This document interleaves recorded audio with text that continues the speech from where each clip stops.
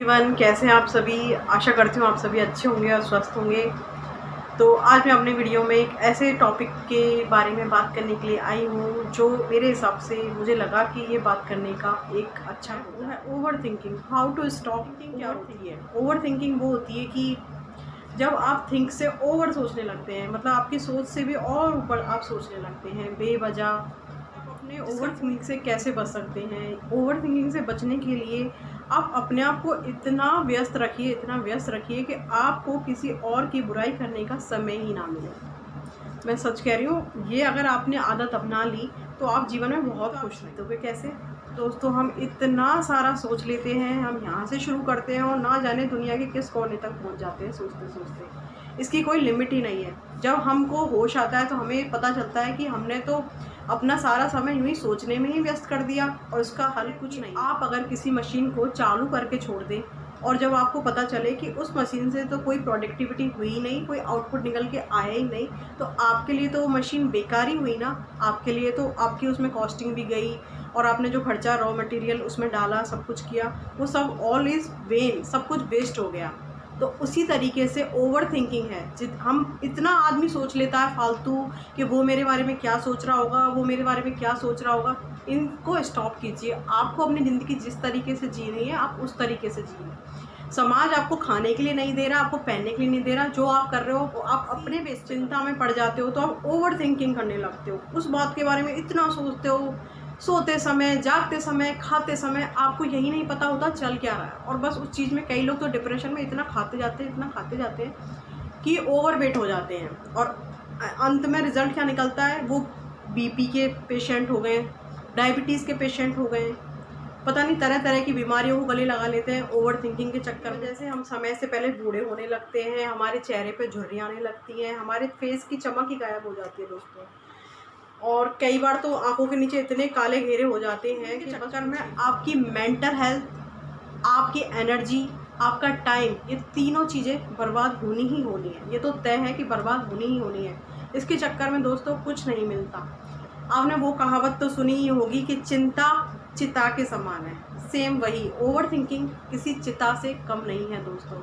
आज के समय में, आज के भागदौड़ के समय में अपने लाइफ स्टाइल, अपने स्टेटस को मेंटेन रखने के चक्कर में लोग इतना पैसा कमा रहे हैं, इतना पैसा कमा रहे हैं कि वो अपने बीवी बच्चों, घर तक को भी टाइम नहीं देते हैं।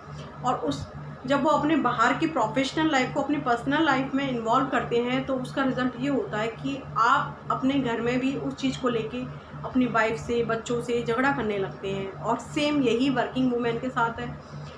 बाहर की टेंशन मेरे हिसाब से बाहर ही छोड़ दो। देखो, टेंशन लेने से होता कुछ नहीं है, सिर्फ हमारे शरीर में हानियाँ शुरू हो जाती हैं, बीमारियाँ लगना शुरू हो जाती हैं। इसके अलावा ये ओवर थिंकिंग के बारे में ज़्यादा सोचते हैं, ज़्यादा ओवर थिंकिंग करते हैं तो हमारा जो दिमाग है वो धीरे धीरे थकने लगता है। हमारी विल पावर किसी भी काम को करने के लिए बिल्कुल कम होती जाती है और आपकी शक्तियाँ धीरे धीरे कम होने लगती हैं। आपकी शारीरिक क्षमता, आपकी मानसिक जो विकास है वो भी धीरे धीरे रुक जाता है दोस्तों। इसकी वजह से आपका किसी भी काम में ध्यान नहीं लगता है और आप एक ऐसी दुनिया में चले जाते हो जहां आपको लगता है कि मेरा तो कोई है ही नहीं, इस जग में मेरा तो कोई है ही नहीं, अब मेरा कुछ हो ही नहीं सकता। आप किसी एक ऐसी टेंशन को लेके दिमाग में इतना उसके बारे में सोचते रहते हो, उससे उसका आंसर पूछने लगते हो। लेकिन आपको मालूम है हम सिर्फ कर्म कर सकते हैं, इसके अलावा हम कुछ नहीं कर सकते। जो लिखा है, जो होना है वो तो होके ही रहेगा। बस आप उस चीज़ को सुधारने के लिए प्रयासरत रहिए दोस्तों।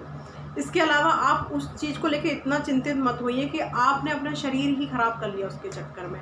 आपने अपने दोस्तों से, अपने समाज से, अपने रिश्तेदारों से, अपने घर वालों से रिश्ते ही ख़त्म कर डाले हैं। हम बात करते हैं उन 5 तरीक़ों की जिससे कि आप इस ओवर थिंकिंग के बहाव से बच सकते हैं। तो बने रहिए मेरे वीडियो में, आप स्किप ना करें। आप कोई ख़ास अच्छे पॉइंट होने के लिए मेरा जो फर्स्ट पॉइंट है वो है डाइवर्जन। डाइवर्जन का मतलब होता है कि अपना ध्यान ऐसी जगह भटका लेना, मतलब कि जो तो आपको प्रॉब्लम है उससे आपको अपना ध्यान बिल्कुल भटका के ऐसी जगह पर लगाना चाहिए जहाँ आपके मन को खुशी मिलती है।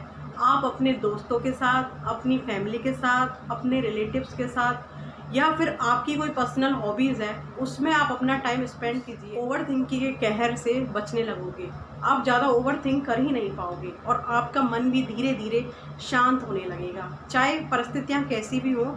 लेकिन जब आप इन चीज़ों को फॉलो करेंगे तो आपका ध्यान प्रसन्न होने।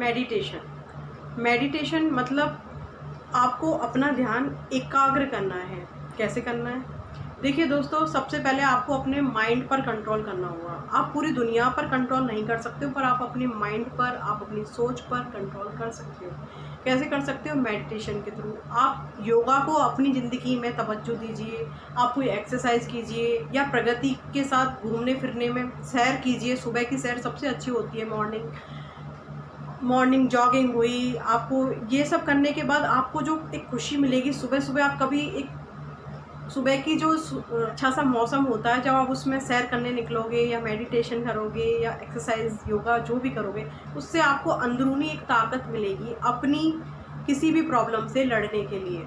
तीसरा पॉइंट है वो है दोस्तों एक्सेप्टेंस मतलब आप स्वीकार कीजिए उस बात को जो आपने पास्ट में गलतियां कर दी है, उसको आप फ्यूचर में एक्सेप्ट कर दीजिए, तो आप कभी दुखी नहीं रहेंगे। अगर आप पास्ट में जो भी आपने कोई गलती करी है उसको बार बार उससे रिग्रेट फील करोगे और प्रेजेंट में उस चीज़ से दुखी रहने लगोगे, तो दोस्तों आप कभी भी जीवन में आगे नहीं बढ़ सकते।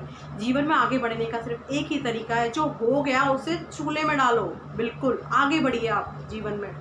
क्योंकि देखो दोस्तों, ज़िंदगी बहुत छोटी है, जाने कब हम लोग कुछ हो जाए हमारे साथ। तो इन बातों में ना पड़ के अपनी ज़िंदगी को बहुत ही खूबसूरत तरीके से जिए।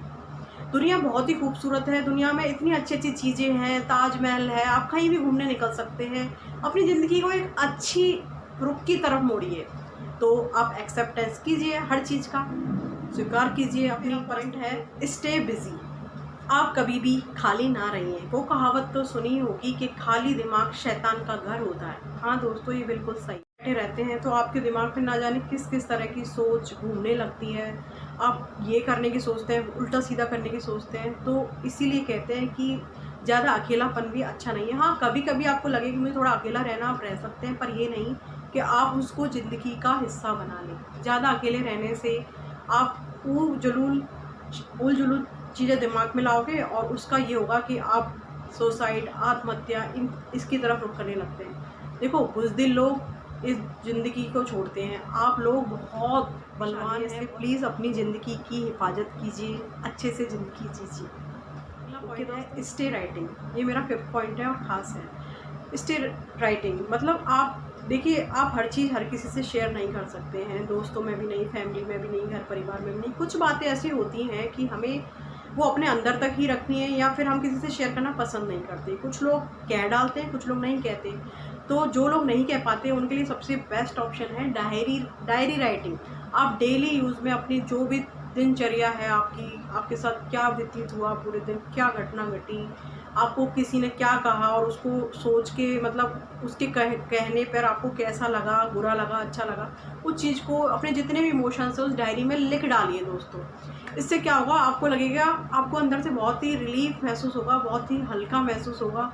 आपको लगेगा कि मैं काफ़ी हल्का महसूस कर रहा हूँ। आपको लगेगा ये जो मेरी डायरी है, ये डायरी नहीं है, ये मेरी एक फ्रेंड की तरह है जिससे मैं अपनी हर बात शेयर कर सकता हूँ। बिलीव कीजिए दोस्तों, आप ओवर थिंकिंग के कहर से इन 5 पॉइंटों से बच सकते हैं। तो मैं अपनी वीडियो को ज़्यादा लंबा ना खींचते हुए आपसे अभी यहीं पर विराम लेती हूँ।